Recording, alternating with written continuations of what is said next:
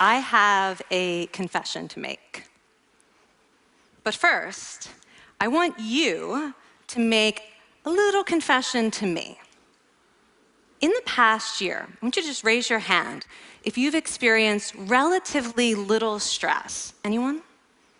How about a moderate amount of stress? Who's experienced a lot of stress? Yeah, me too. But that is not my confession. My confession is this: I'm a health psychologist, and my mission is to help people be happier and healthier. But I fear that something I've been teaching for the last 10 years is doing more harm than good, and it has to do with stress. For years, I've been telling people stress makes you sick. It increases the risk of everything from the common cold to cardiovascular disease. Basically, I've turned stress into the enemy. But I've changed my mind about stress. And today, I want to change yours. Let me start with the study that made me rethink my whole approach to stress. This study tracked 30,000 adults in the United States for 8 years. And they started by asking people, how much stress have you experienced in the last year?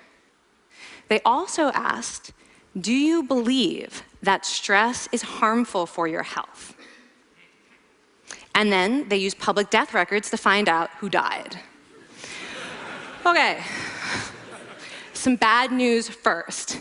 People who experienced a lot of stress in the previous year had a 43% increased risk of dying. But that was only true for the people who also believed that stress is harmful for your health.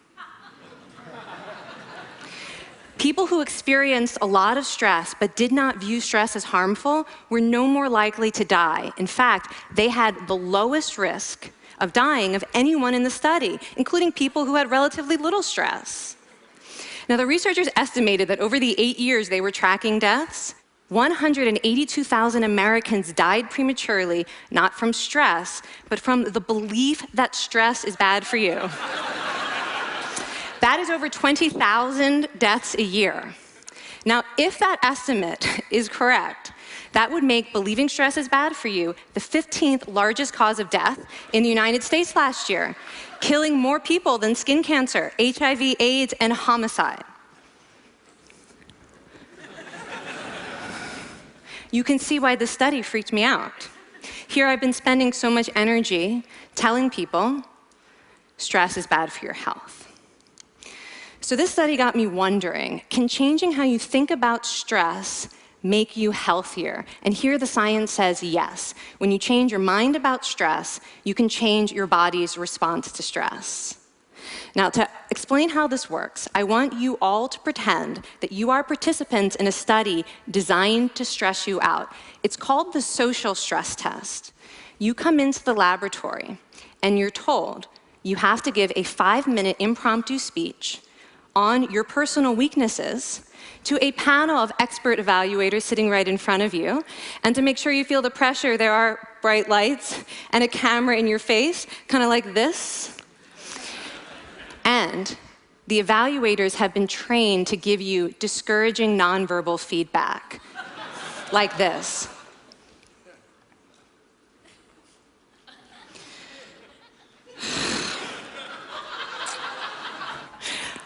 Now that you're sufficiently demoralized, time for part 2, a math test. And unbeknownst to you, the experimenter has been trained to harass you during it. Now, we're going to all do this together. It's going to be fun. For me. Okay. I want you all to count backwards from 996 in increments of 7. You're going to do this out loud as fast as you can, starting with 996. Go. Go faster. Faster, please. You're going too slow. Stop, stop, stop, stop. That guy made a mistake. We're going to have to start all over again. You're not very good at this, are you? Okay, so you get the idea. Now, if you were actually in this study, you'd probably be a little stressed out. Your heart might be pounding, you might be breathing faster, maybe breaking out into a sweat. And normally, we interpret these physical changes as anxiety or signs that we aren't coping very well with the pressure. But what if you viewed them instead as signs that your body was energized, was preparing you to meet this challenge? Now, that is exactly what participants were told in a study conducted at Harvard University. Before they went through the social stress test, they were taught to rethink their stress response as helpful. That pounding heart is preparing you for action. If you're breathing faster, it's no problem. It's getting more oxygen to your brain. And participants who learned to view the stress response as helpful for their performance, well, they were less stressed out, less anxious, more confident. But the most fascinating finding to me was how their physical stress response changed. Now, in a typical stress response, your heart rate goes up and your blood vessels constrict like this. And this is one of the reasons that chronic stress is sometimes associated with cardiovascular disease. It's not really healthy to be in this state all the time. But in the study, when participants viewed their stress response as helpful, their blood vessels stayed relaxed like this. Their heart was still pounding, but this is a much healthier cardiovascular profile. It actually looks a lot like what happens in moments of joy and courage. Over a lifetime of stressful experiences, this one biological change could be the difference between a stress-induced heart attack at age 50 and living well into your 90s. And this is really what the new science of stress reveals, that how you think about stress matters. So my goal as a health psychologist has changed. I no longer want to get rid of your stress. I want to make you better at stress. And we just did a little intervention. If you raised your hand and said you'd had a lot of stress in the last year, we could have saved your life. Because hopefully the next time your heart is pounding from stress, you're going to remember this talk, and you're going to think to yourself, this is my body helping me rise to this challenge. And when you view stress in that way, your body believes you, and your stress response becomes healthier. Now, I said I have over a decade of demonizing stress to redeem myself from. So we are going to do one more intervention. I want to tell you about one of the most underappreciated aspects of the stress response. And the idea is this: stress makes you social. To understand this side of stress, we need to talk about a hormone, oxytocin. And I know oxytocin has already gotten as much hype as a hormone can get. It even has its own cute nickname, the cuddle hormone, because it's released when you hug someone. But this is a very small part of what oxytocin is involved in. Oxytocin is a neurohormone. It fine-tunes your brain's social instincts. It primes you to do things that strengthen close relationships. Oxytocin makes you crave physical contact with your friends and family. It enhances your empathy. It even makes you more willing to help and support the people you care about. Some people have even suggested we should snort oxytocin, right, to become more compassionate and caring. But here's what most people don't understand about oxytocin. It's a stress hormone. Your pituitary gland pumps this stuff out as part of the stress response. It's as much a part of your stress response as the adrenaline that makes your heart pound. And when oxytocin is released in the stress response, it is motivating you to seek support. Your biological stress response is nudging you to tell someone how you feel instead of bottling it up. Your stress response wants to make sure you notice when someone else in your life is struggling so that you can support each other. When life is difficult, your stress response wants you to be surrounded by people who care about you. Okay, so how is knowing this side of stress going to make you healthier? Well, oxytocin doesn't only act on your brain, it also acts on your body. And one of its main roles in your body is to protect your cardiovascular system from the effects of stress. It's a natural anti-inflammatory. It also helps your blood vessels stay relaxed during stress. But my favorite effect on the body is actually on the heart.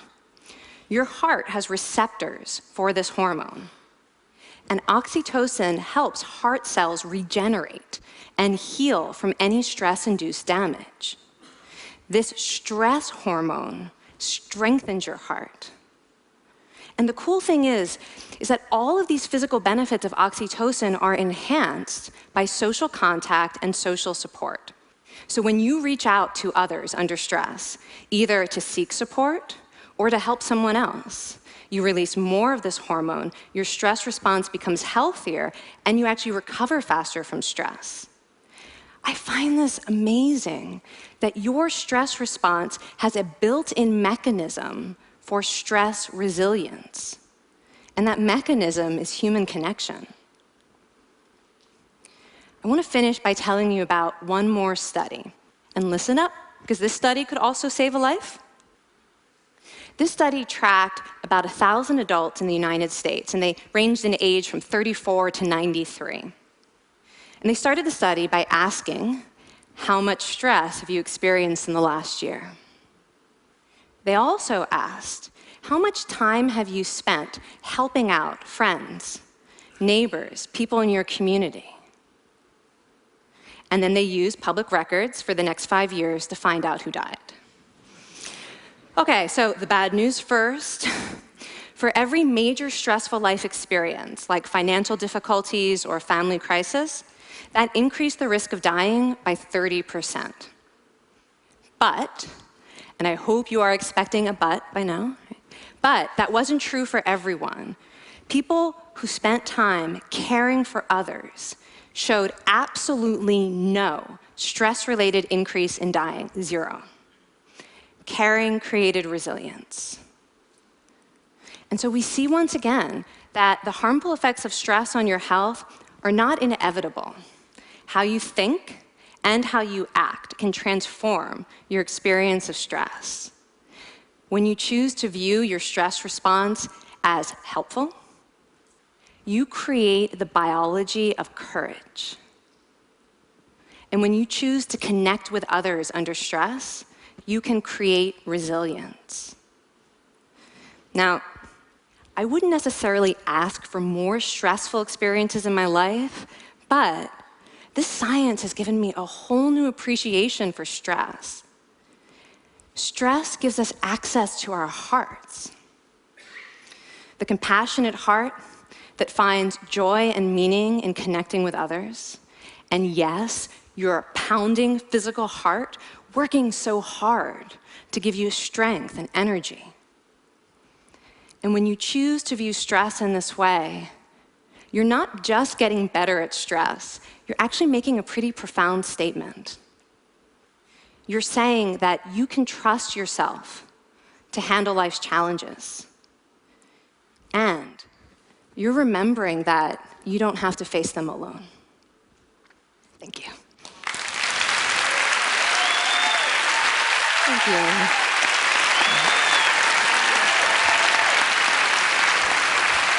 I mean, this is kind of amazing what you're telling us. It seems amazing to me that a belief about stress can make so much difference to someone's life expectancy.